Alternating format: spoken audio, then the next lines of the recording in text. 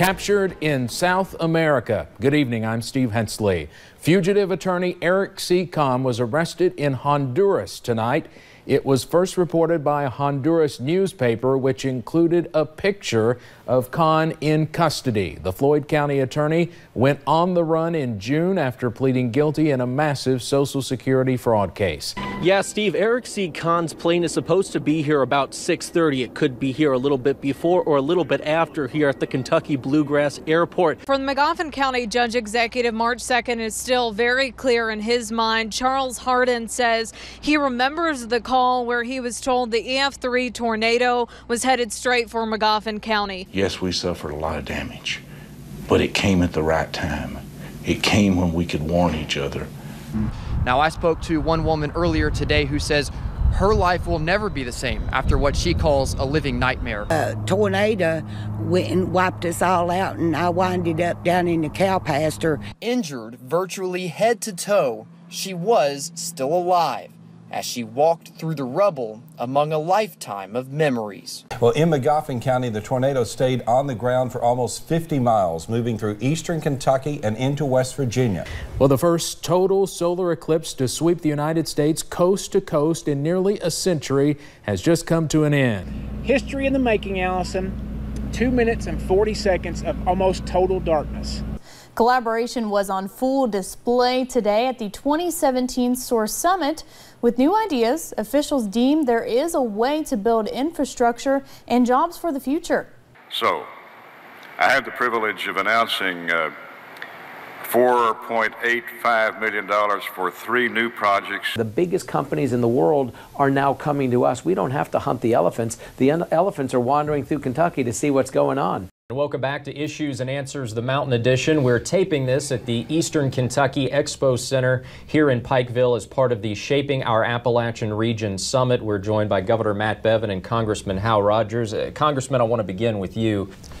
Our part of the state is suffering dramatically from the loss of coal jobs. Even with all eyes on Irma, those in Texas are not being forgotten. This afternoon, more than $440,000 was raised during Eastern Kentucky Cares Hope from the Mountains Telethon. WYMT's Taylor Frost has a recap of the event.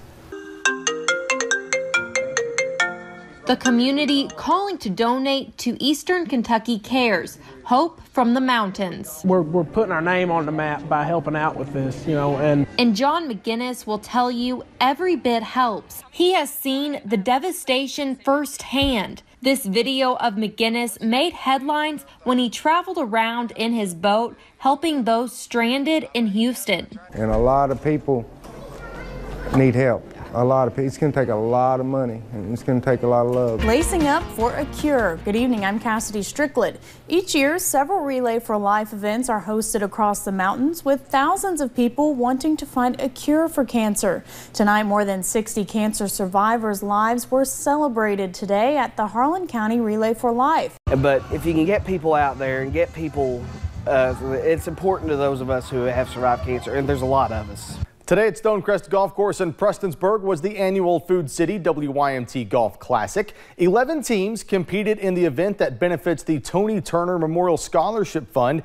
A close finish in this year's Classic. 3 teams finished within 5 shots of the winner, the Golf Academy. Brad Litzinger, Henry Napier, David Scott, and Callan Rutherford shot a 20 under 52 for the day. Well, the first game of the WYMT Wayne Supply Mountain Basketball Classic will begin at the bottom of the hour, but the first event of the week began at the Knott County Sportsplex this afternoon when more than 100 scholarships were awarded by the Mountain Classic Committee. For the last 4 years, these 107 students focused on their schoolwork to prepare for what comes next. I want to be an occupational therapist. I want to go into law, like criminal justice. Big dreams, and this scholarship for $1,000 will play a part in that. Here we go. Nolan runs the baseline. He throws it in. Carmichael from midcourt for the win. He did it. He did it. Oh my goodness. Cameron Carmichael. Harlan County survives. Well, today was the last day for the East Kentucky Sport Boat and RV Show. Kids waited their turn to catch a fish. Lawton Trout Pond has been a part of the show ever since the beginning. Each year, they look forward to bringing joy to kids 12 and under. This year, their pond was stocked with 250 rainbow trout. The key factors for severe weather, we look at moisture, which we have. The warmth will be here, and then this cold front will provide some upward motion, but the energy is not, because we're going to have cloud cover and morning showers, and this is really going to limit what we could see for tomorrow afternoon. See, for now, we know that there's a 100% chance of me falling, so we're going to take off, and here we go once again. All right, let's stay on. Let's see how he does for a minute. Again. Day 3 of the Franklin American Mortgage Music City Bowl wraps up. Bands from both teams had a little fun. WYMT's Connor James was there for a battle of the bands. Now, it wouldn't be the Music City Bowl if it wasn't for a little music. Thursday, both the University of Kentucky and Northwestern University's bands and cheerleaders took on each other for a battle of the bands here on Broadway. And let me tell you, from the sounds and sights, they fit right in to here in the Music City. To have a winner. Ladies and gentlemen, your 2017 winner of Battle of the Bands are the Wildcats! Kentucky fans had the chance to sit in on that practice earlier today, but many spent Thursday touring the birthplace of rock and roll. WYMT's Angela Reigard continues our team coverage in Memphis.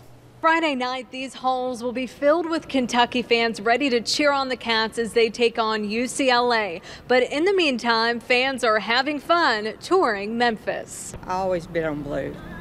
Always bet on blue. The Kentucky Wildcats win the SEC Tournament Championship, and now they begin their quest to a 9th national title. Let's send it over to Jamie McCracken with a breakdown of what's next for those Wildcats. That's right, Angela. 11 straight wins now for the Kentucky Wildcats, and now the SEC regular season and tournament champion Wildcats will look to win 6 more in a row and go for that national title. Kentucky lands a 2 seed and will play Northern Kentucky Friday in Indianapolis. Late night basketball, because it'll be a 9:30 tip time.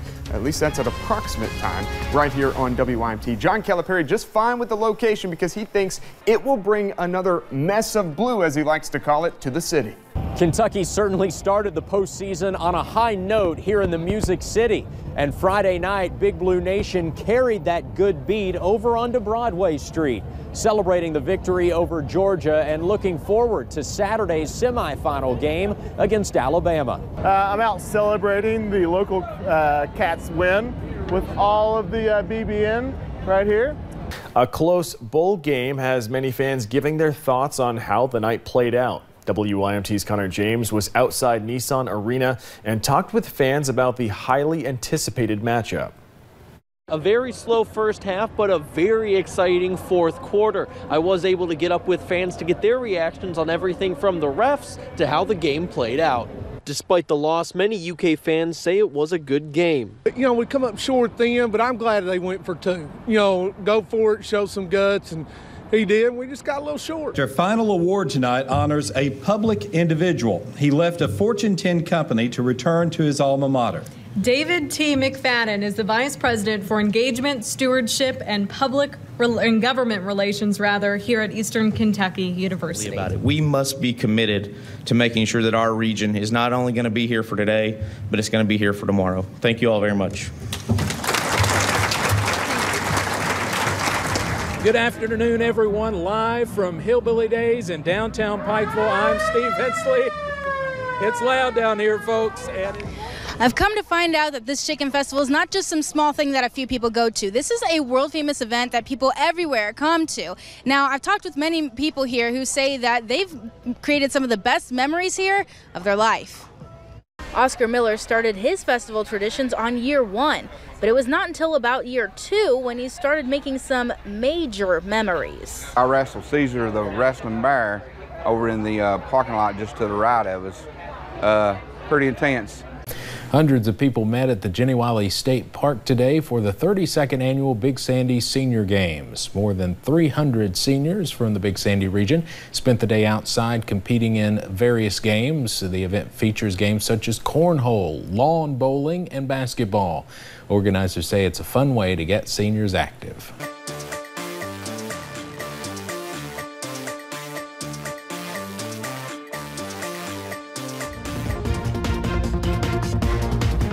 4 well-known people from Somerset gone in an instant. Good afternoon, I'm Steve Hensley. And I'm Neil Middleton. First at 4, from co-workers to educators and classmates. People in Pulaski County mourn today. Investigators say attorney Scott Foster, dentist Kyle Stewart, and chaplain Doug Whitaker all died at the scene. One of the most exciting things to happen at WYMT in 2017 was debuting this brand new set in November. We'll soon unveil a new weather system and another half hour of news weekdays at 5:30. We look forward to serving the mountains in 2018. Thanks so much for joining us.